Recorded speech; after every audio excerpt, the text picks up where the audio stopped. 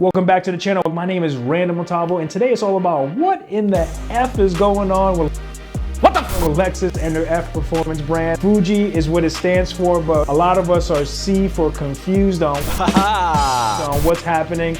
Let's talk about it. Let's talk about how I became a fan, why you became a fan. Definitely tell me in the comments what car got you into the F brand, and let's talk about where F is going in the future. Damn! And some things that may be great and some things that might concern us. I hate it. As fellow performance fans of the Lexus brand. Let's get into it.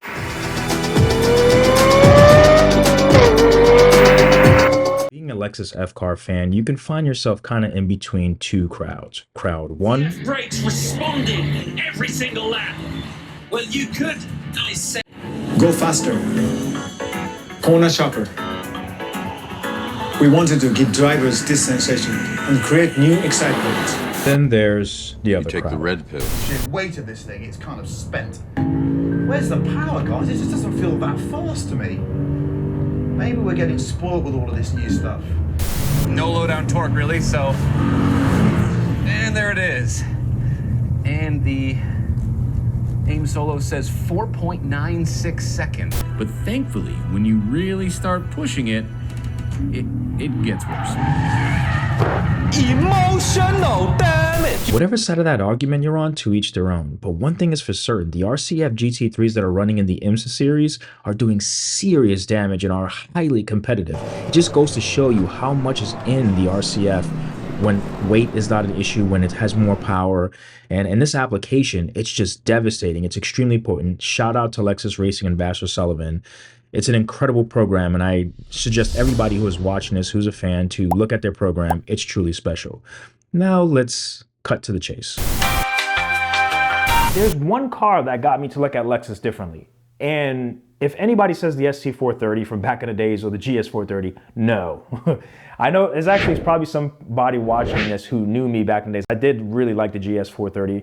It was just, you know, a really comfortable ride, but that's not really what got me into Lexus. One car really kind of changed my idea of what Lexus was. I thought Lexus were cars that you bought to go to the golf course, or that more of the older crowd bought, right? But then this car came out and changed everything. All of a sudden, Lexus was a performance brand, and they had a really cool iconography. They had a really cool identity. The F logo, right? Fuji Speedway. I mean, it was just like amazing. So all of a sudden, attention goes on this one car. It's a legendary car. It sounds amazing. Its construction and engineering is absolutely out of this world. They actually created a carbon fiber loom to do much of the work on this car. It was never done until it was done. Came out a little bit too late, in my opinion. I think everybody's on board with that. But let's talk about the car that got me into Lexus, and I'm pretty sure it got you too. The mighty F stands for Fuji Speedway, the testing ground for all Lexus F Performance cars. One of the best circuits in the world. You know, I'm not gonna lie, before this car came out, Lexus wasn't on the radar when it came to performance. I always associated them with the golf course. But this car set a different tone for Lexus. It pushed the envelope on what we thought Lexus was capable of doing. And it produced something so special, so unique. It even had Jeremy Clarkson and other reviewers praising it for not only its astonishing engineering, but its soul.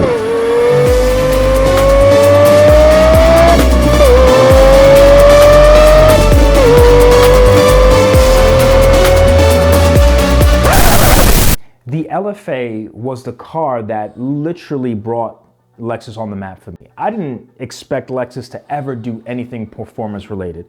Obviously they had Toyota for that, right? I mean, well, Toyota has Lexus, but Toyota's really the brand that did everything with racing development, right? TRD, we're familiar with that. But Lexus quality is different. I've always liked the upgraded quality and the style that Lexus adds to their cars. It's just an inch above. You know, the plastics are different, the leathers, the cars look different. It just looks more Japanese, and it looked classy, like in a way that's just, you know, when they say Takumi and you're thinking of how things are made and the quality and the care that's taken into it. You know, Lexus just does things, and why I just can't stop comparing them to M cars. I mean, it's just a real issue. Stop it. Get some help. That I keep on having, and it clouds my judgment when it comes down to throwing money down on these cars, right? You can get a really good deal on an RCF right now or an LC500 used, right? There's always that hesitation of, okay, are you buying the car for the best car for the task right now? Should you wait for a little bit more to see if they'll do something with the engine, okay? But let's pump the brakes on that. Let's pump the brakes. There's another car that came out as well, the ISF. And the ISF was this amazing skunkworks car. I mean, and nobody anticipated it. It's like this car that came out and it had obviously the 2UR V8 in there. It was over 400 horsepower. It was amazing. It was a fantastic car. The suspension, the sound, the interior at that time was kind of what we looked at when we looked at ISs, right? But this car really kind of showed, that Lexus was serious about performance. And the fact that they were able to produce that car, and it meshed so well with the E92 on the BMW side. Coming from the LFA, a lot of people were really excited to see if Lexus can trickle down that experience of the LFA to something a little bit more realistic, okay? And we got wind of the RCF. I was super pumped about the RCF. I wanted to see Lexus compete in the M4 segment, bottom line, and the M3 segment as well. And they did that. I think they launched a 2015 RCF. I think it launched in 2014, but it came out as a 2015 model. And the RCF was very, very exciting. It looked really cool. It had a revised 2UR that was actually in, so a lot of people, this is very interesting, and you guys can correct me if I'm wrong, but my Lexus knowledge is that the 2UR that was in the RCF was actually being tested in that, you guys can correct me if I'm wrong, but I believe it was being tested in this ridiculous race version of the ISF that everybody loved. It was called the CCS-R. And the RCF continued to be kind of viewed as the car that could. It's the car that everybody wanted to go up against an M car, including myself. And let's stop that. Let's pause this right now to say that I think that is my personal biggest problem with how I view Lexus and their performance brand, is that I love their racing brand. I love their racing team. If you've seen my Instagram, if you've seen my socials, I follow Lexus's team as well as BMW, but I really think there's something special with Lexus in regards to their racing team. They have something going on there that's kind of like magic, to be honest with you. It's really unique. You can tell, you can feel the vibe, you can see how much they love doing what they do and how much the brand is really propelling them with the RCF GT3 and GTD and GTD Pro, seeing their racing heritage applied to their consumer product. But when it came down to the RCF, I really didn't understand what was happening. I didn't understand why the car just didn't perform as well as you wanted it to. And people who, no, hold on, let me stop right here, because you know you're gonna get some RCF people who's gonna comment on this. I understand if you bought an RCF, you love your car. I'm not saying it's not a car that you're not gonna love. If you accept it for what it is, you're gonna love it, okay? I have no qualms with you on that. This is just my take on it and how I struggle when I was gonna go buy a car. Obviously, to people who don't know this, I used to have a twin turbo 350Z that I used to race. Eventually, I used to take it to HPDE events. That was my last stint with the car. And I loved it. I loved taking around 500 horsepower car to the wheel on a track. It made me so addicted to the HPDE scene. Highly recommend getting with your local road racing track. My closest one is Sebring. And I would tell you to join an HPDE class group and learn how to race your car. It will change your life if you're into the car scene. I've never seen RCFs in the HPDE scene. Never, not one. And it could just be where I live. Right now, I look on my social and there's a lot of them. There's a lot of famous ones that I follow as well. And that's changed a lot. So seeing the success that Lexus had with their GTD, GTD Pro series and IMSA, people are saying, okay, this RCF, something needs to happen. It needs more power, it needs to be way less, something needs to happen with this car.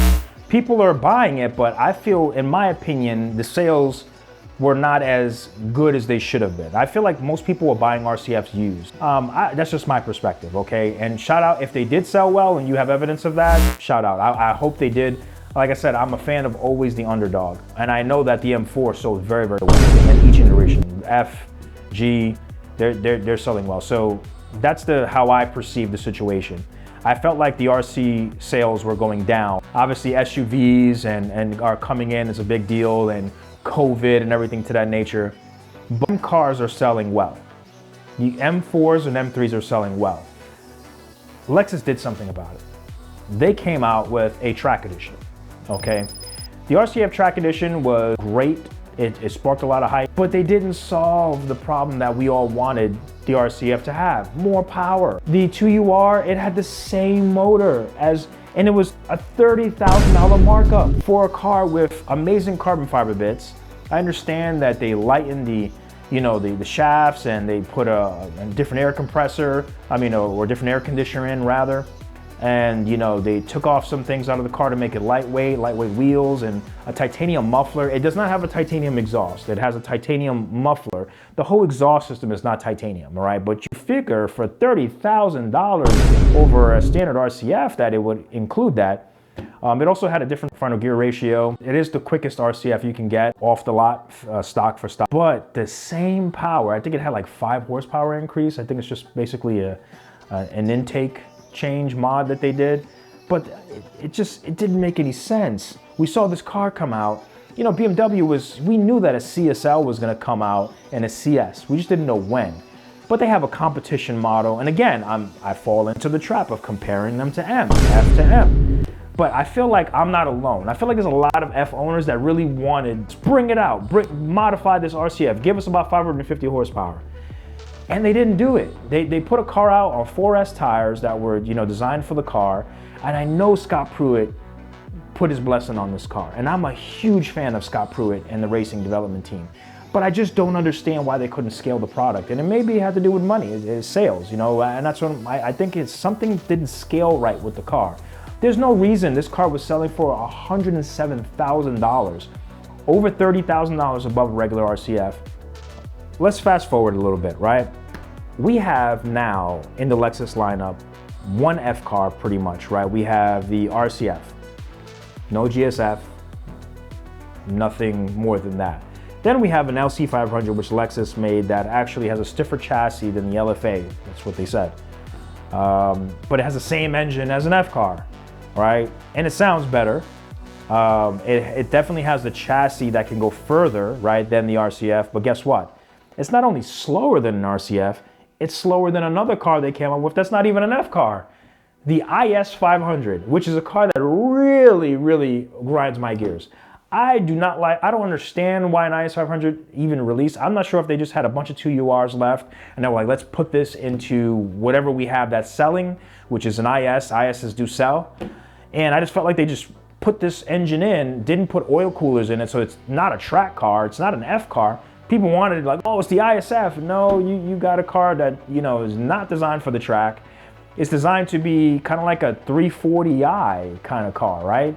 Oh, by the way, it's slower than a 340i. There's those comparisons that I can't help it. But you get my point, right? You get this F engine and you put them in non-F cars and you come up with a F Performance. Now you have another segment called F Performance. Before it was just F Sport, right? And then you got suspension upgrades, some interior, some badges. Good, right? You couldn't afford the full F, you got F Sports.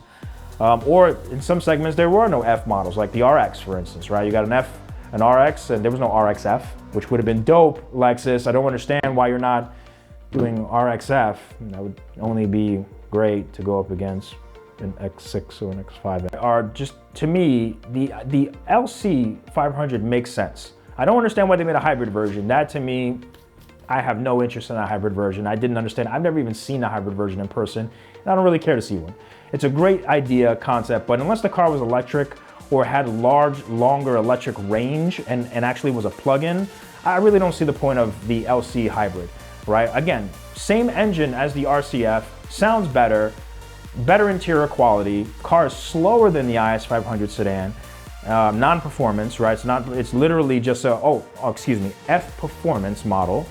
And it's about slower than any other car you can think of. An LC500 is one of the slowest cars you could actually will lose against a new Civic. I mean, there's so many cars that can beat the LC500, it doesn't make any sense.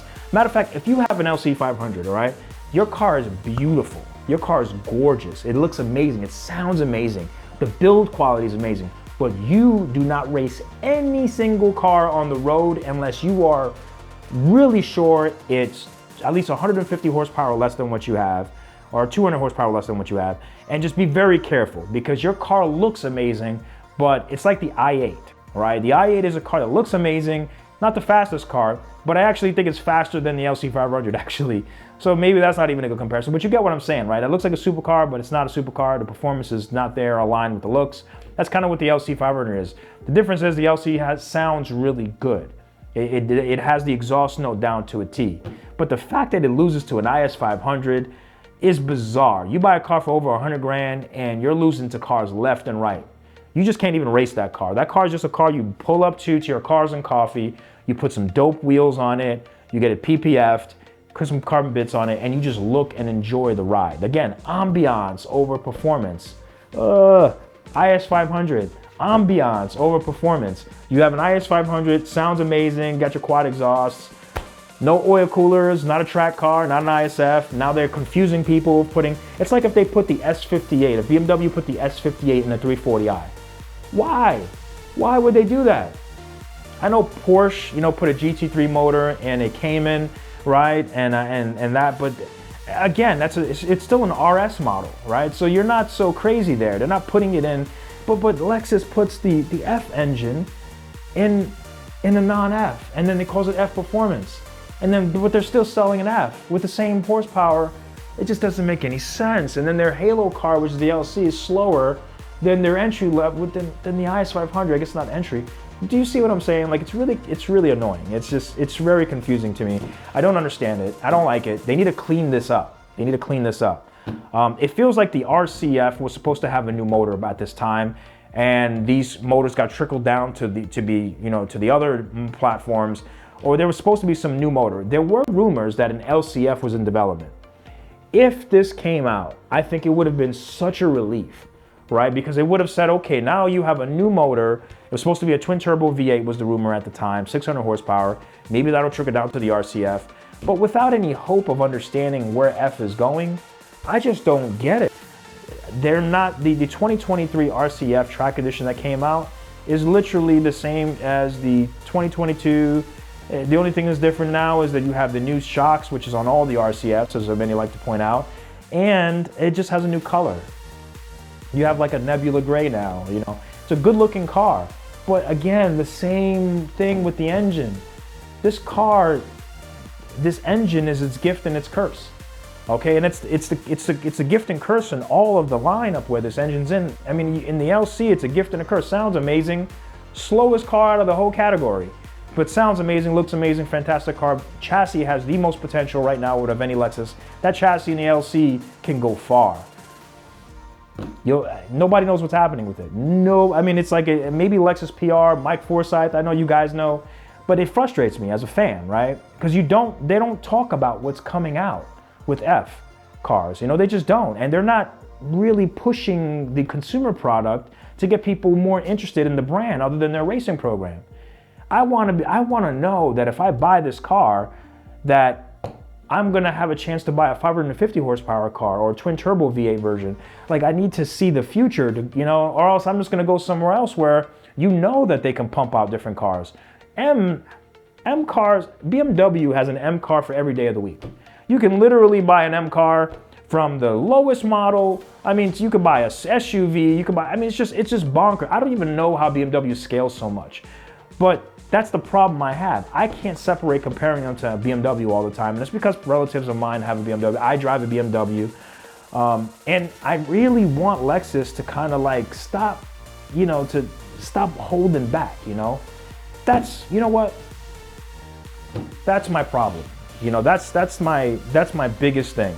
Lexus, I have a secret. I'm a hyper fan of yours, but unfortunately, I don't understand where you're going. You guys came out with a car that's like, you guys pull out a new GT3 model that everybody's raving about. I showed in the beginning of this video. I'll show it again. What is this car? Is this car going to be an LFA? Is it going to be 400,000? Because if so, I'm checked out. I'm never gonna, to afford that car is outrageous. What am I gonna do, sell my house? It's crazy for me. What is the M4 replaced? What is the RCF doing? Is it gonna be replaced? Where is that segment? Because that's my segment, so that's where I'm most interested in. What's coming out there? If this is not a RCF replacement, and it's just going to be something that's going to be another LFA, I just think Lexus said you might have lost the plot. If it's going to be something that's going to be replacing the LC 100,000 kind of car, okay, but we need to see something in the M4 category. If not, I mean, what's the whole point of this? You know, what's the point of the GTD? And you're going to continue to compete in GTD, right? So you're going to need a homologation kind of situation where you're going to need a consumer car. Is it just going to be the LC, or is this going to replace the LC, or is this going to be the LFA and it's going to be priced outrageous? And I'm going to say this with all due respect to everybody and all Lexus fans. My opinion and my thing that Lexus needs to do going forward is do something crazy. You know, go out there, really, really look at your competition, study it. If you can't be comparative in a quarter mile or around a racetrack time, don't release the product. And if you release a product that is nowhere near on the same stratosphere of these other cars, don't get mad when it doesn't sell, you know? But for me, Lexus, stop holding back. Maybe the LFA is so good, not even the people who made it know how to make it again.